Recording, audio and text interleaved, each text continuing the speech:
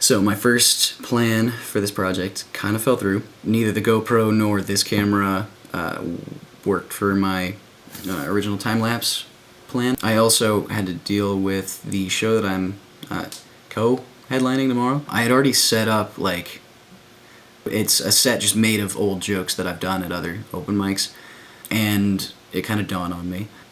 I feel like combining these, it's really not a secret at all.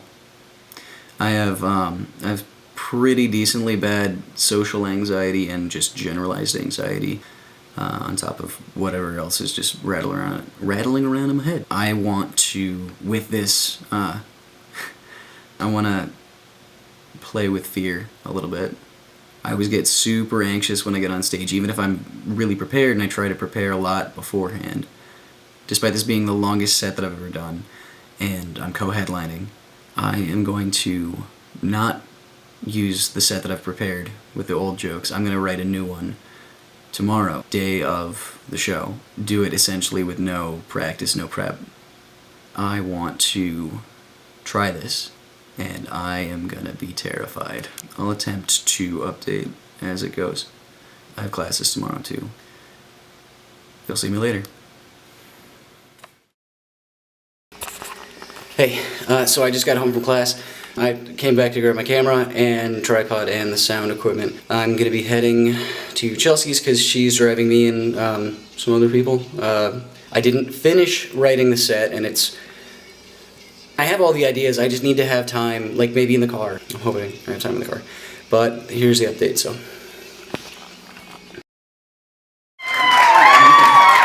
Yeah, you're filming, so I need something. So I'm Andrew, and I'm really confused about my future. Okay, I'm just gonna get right into it. I go to Columbia, I study film producing, yay, there's one. I study film producing and comedy. And obviously it's paying off, right? And so I go to a lot of open mics, and I don't know, I'm kind of confused because I don't know what kind of comic I'm going to be, because the majority of my stuff ends up being narrative. I like telling stories. And everyone else I run into runs a lot of, like, they just do jokes and one-liners. And I don't know, I can write one-liners, I can write jokes. I mean, I study comedy, I have to be able to.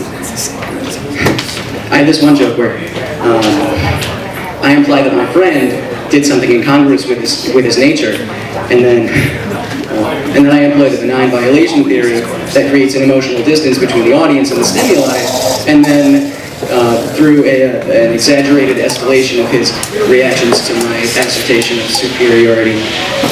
It's a good one. It's a good one. So.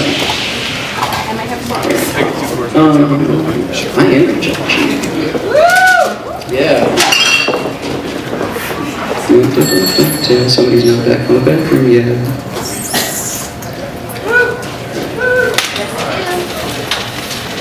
Hey. Hey, I saw you around.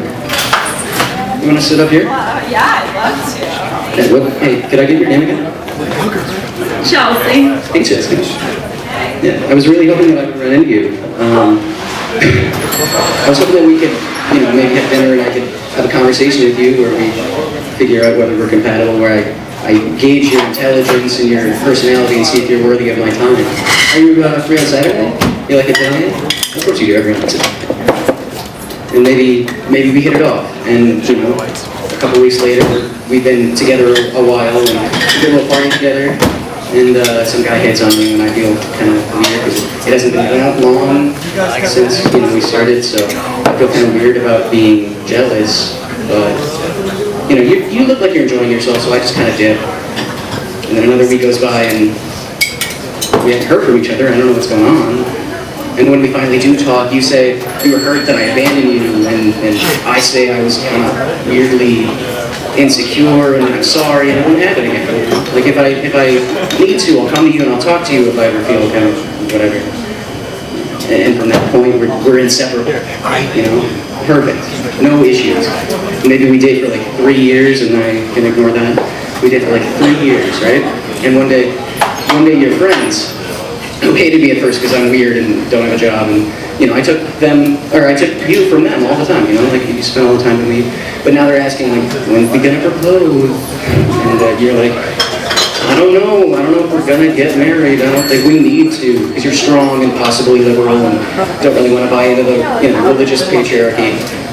And, but really, we both know that you have that binder under your bed that you've had since you were 6 that has the whole thing planned out. You thought I wouldn't find it, but I did. But anyway, no. Despite telling your friends this, you're still getting anxious, and you're like, when's it gonna happen? And your mom's like, when am I gonna meet my grandkids? And, you know, so obviously, you're terrible at keeping things from me when something's wrong, so I see right through it. So, you spill, and then bottle rockets shoot off in the room, and our friends come out from the closet and from the bathroom, and you're scared, but really it's just like, you're scared that things are gonna get set on fire, but you don't have to worry. I already put the photo albums with, by the way, of course we have physical photo albums, it's so you know? And, you know, you don't have to worry, I got the flash, the fast fizzle fireworks, and I already put the photo albums away, so there's no worry. And things quiet down. Yeah. Things quiet down and everyone gathers around the bed. And your sister gives you a bouquet of sunflowers. And I pull out this little box that I carved from wood that I found on that beach that you love, right? Hey, I'm crafty, okay? Jesus.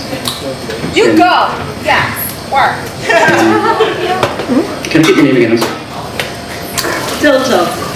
Chelsea. Sorry, Chelsea. And maybe I get down on one knee. Chelsea, I love you. And call me crazy, but I think you love me too. And you laughed, and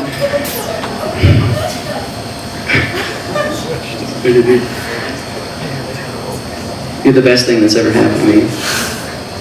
And when I'm not around you, I feel like I'm 50 feet underwater, and the sun shines half as bright.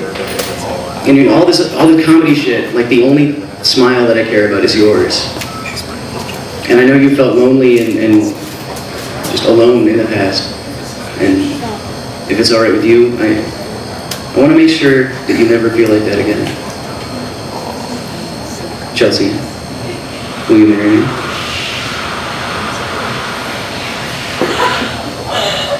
Alright, how's that sound now? Saturday? Yeah? I know I said a bunch of stuff about being single earlier, but I actually have work. You have a boyfriend? Does anyone else have trouble meeting people?